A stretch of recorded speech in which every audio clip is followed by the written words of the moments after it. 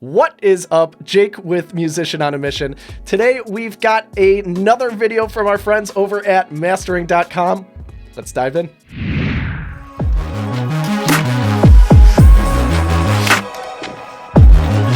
I mean, I think it's pretty clear. I just don't think it's that close, to be honest with you.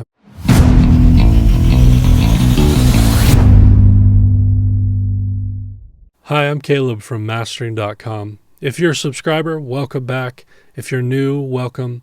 I hope to earn your subscription today because we're going to do something really fun. We've all been hearing about automated mastering, right? Maybe even use some of these services yourself. If you haven't heard of automated mastering, essentially what people have created are these websites, these algorithms where you can take a mix, you can have the algorithm analyze it and hopefully balance it out and make it loud enough, and it'll spit you out a master for a fee.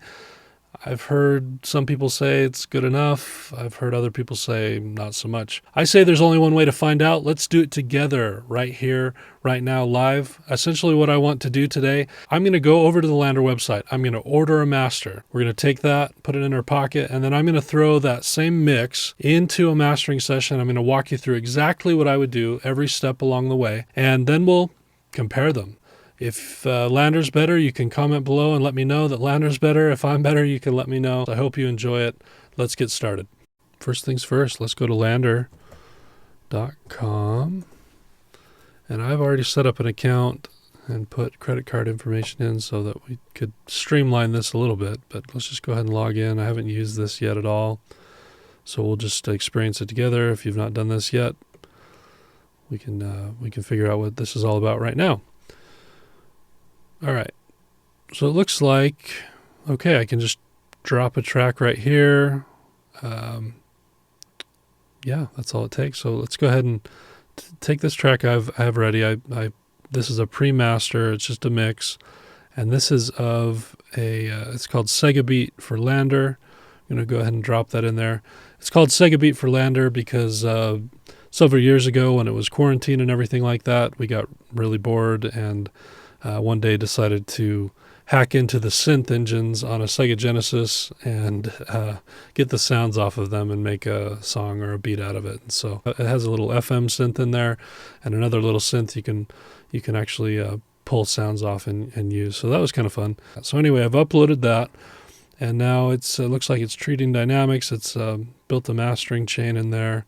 Oh, and that's it. Perfect. Preview completed.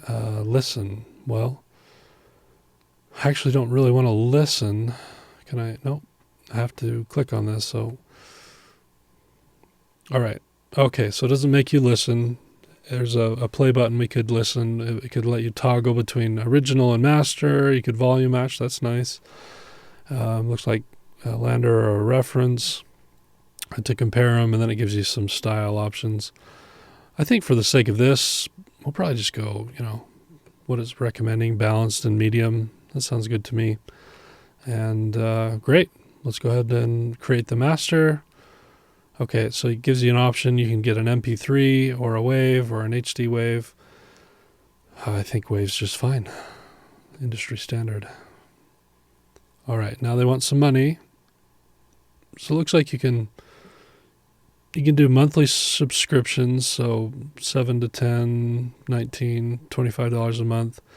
Depending on how many you want per month. That's pretty cheap. $2 a master if you wanted 5 masters a month for $10. Build yearly for $120 a year.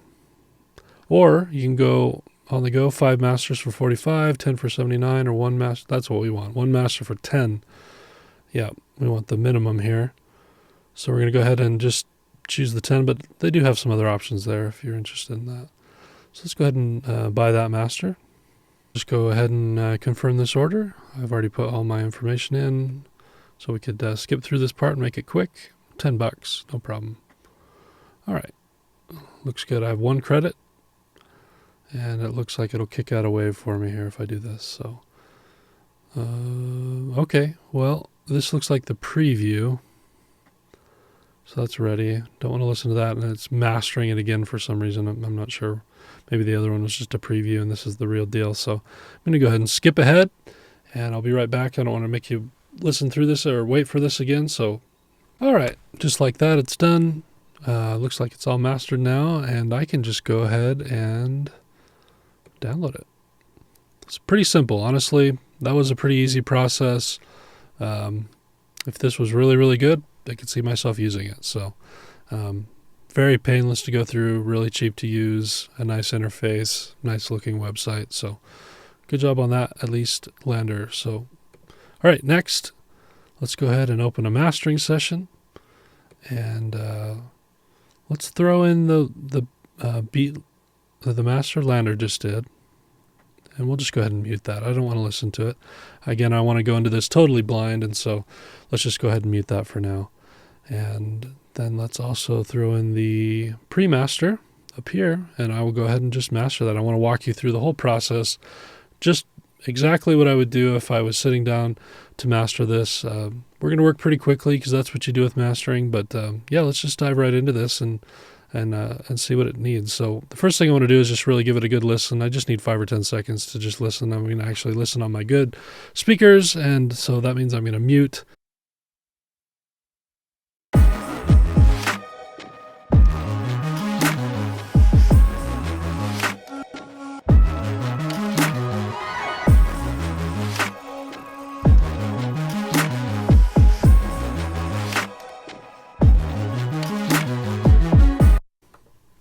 Okay, that sounds pretty good.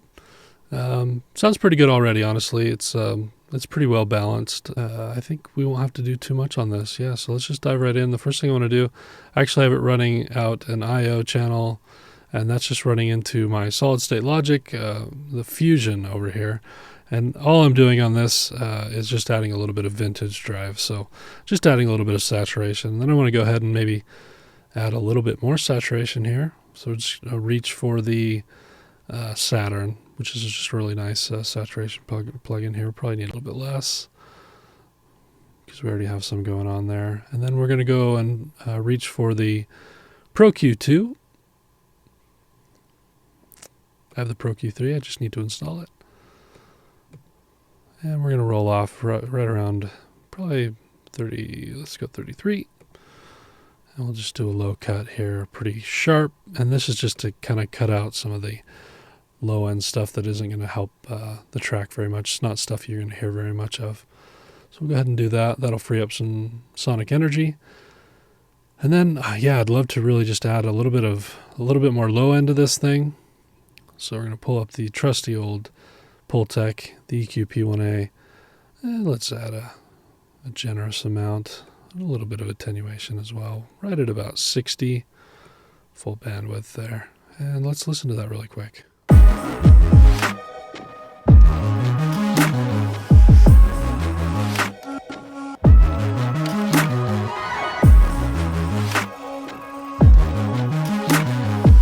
Okay, that sounds pretty good. Yeah, let's add a little bit of life to this thing as well. Let's just reach for the curve bender here. We're just going to add a little bit of warmth. There's something going on there that we need a little bit more of, and then just a little bit of presence. I think will be really nice for this. Let's listen.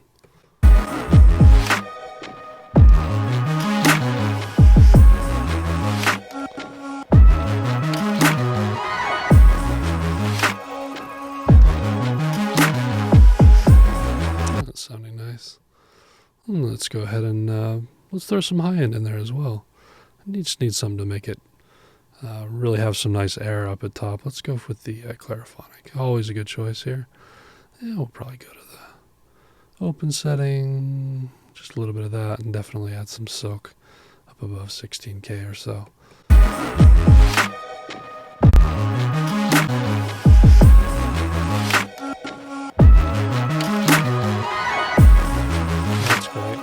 Yeah, that sounds really nice. Okay, let's go ahead and move on to the compression here. We're going to go with the Shadow Hills. We're going to adjust it from here. So let's listen to it and watch how we're doing.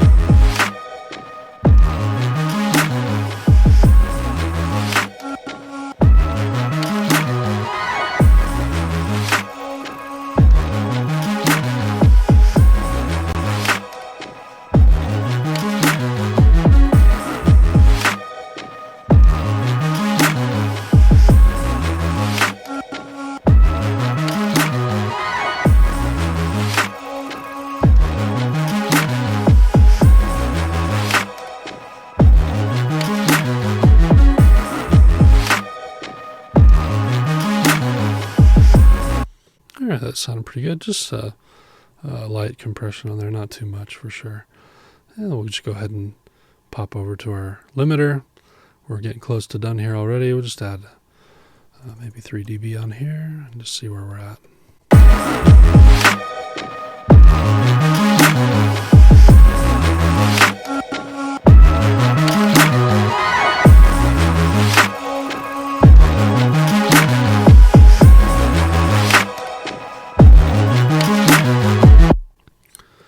Yeah, I might be able to squeeze another dB out of there. No, we don't need it. Let's keep it dynamic. I'd rather have dynamics. Yeah. All right. And I think this is sounding pretty good. Just going to check it on my good speakers one more time. 1 second.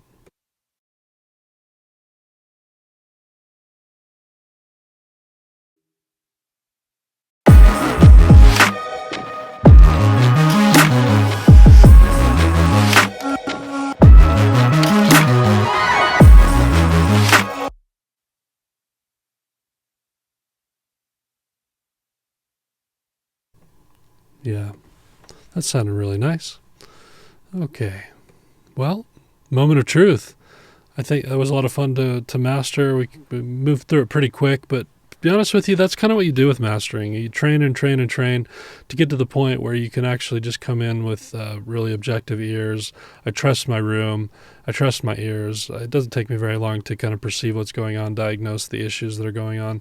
And then, you know, I could use any number of tools, but this is what we reached for today. And it doesn't matter so much the tools as much as the philosophy behind why you're using those tools and just kind of working with precision. You notice there wasn't a lot of guesswork. There wasn't a lot of, you know, just turning knobs and trying things out. And that's what we're trying to avoid, you know, and we're not going to go test this in the car. We're going to be really confident just listening to it here, perceiving what we need, and the ability to work quick is actually what makes the quality masters happen, in my opinion. You know, so many people who up until this point have worked on this music have been too close to it generally, and so I think a mastering engineer's job is to be the one who's not too close to it, you know, that stays truly objective. So yep, we're working with speed, not for the sake of speed, but for the sake of quality, and that just takes training and years of practice to do. So well, let's test it out. I mean, there's nothing really left to do but compare the Landr master with the master I just did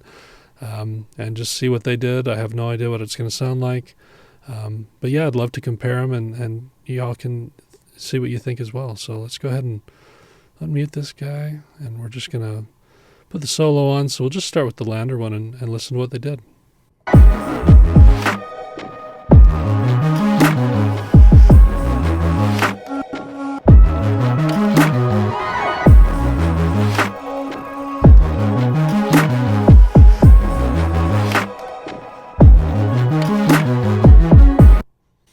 Okay, that's interesting.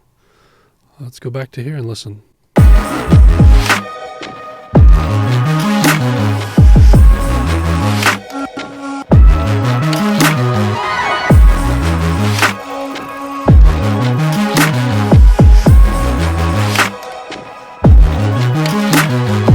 Yeah, there's a lot more low-end energy there. It sounds even maybe a little bit louder, which is a perceived loudness thing. Let's just compare them kind of. I'll switch between them. We'll start here.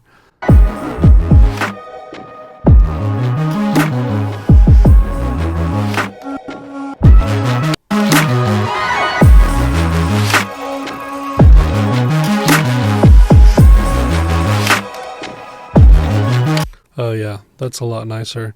That's just hitting a lot louder. It's more warm. It's just got a thing. It's a lot wider and more open. Let's listen to that again. I think that's really interesting. A little thin.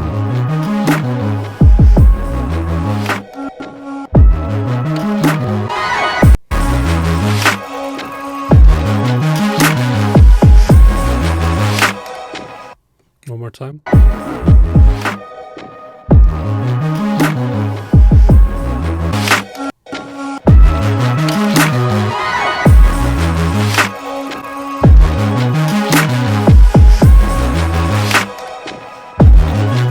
I mean, I think it's pretty clear. You're definitely welcome to comment below and tell me which one you like more.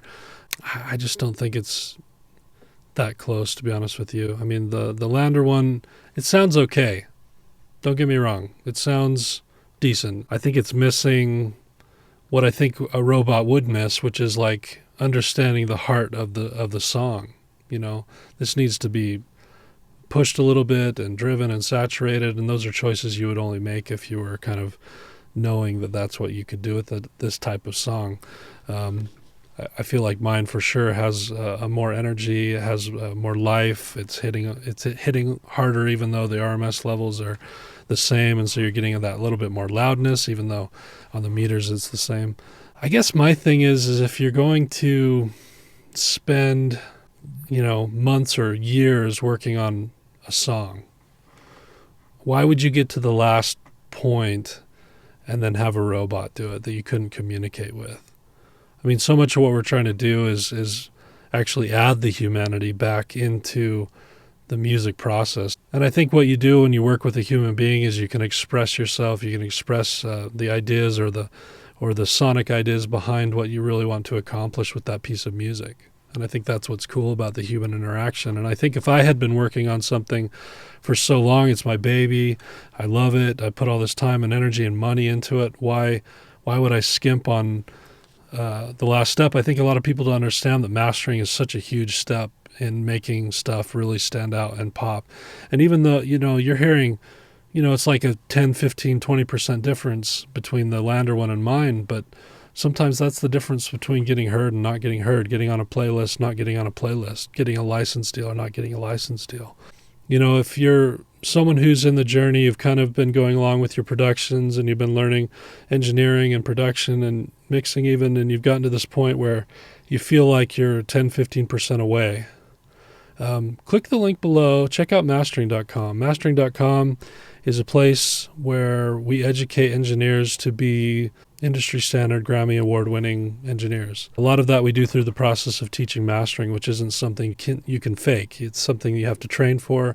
It's something that takes practice. There's no tips or tricks or gimmicks that will get you there. It just really takes perceiving audio in a different way, hearing music in a different way, and learning to manipulate it. So if you feel like you've kind of maybe come to that point in your journey, definitely click the link below, set up an interview to talk to one of us. We'd love to talk to you. And, if it's a good fit, we can tell you more about it. If not, no worries at all. I hope this was fun. I hope you enjoyed it. And I hope you're all doing well. Hope you have a good day. And we'll talk to you next time. Thanks.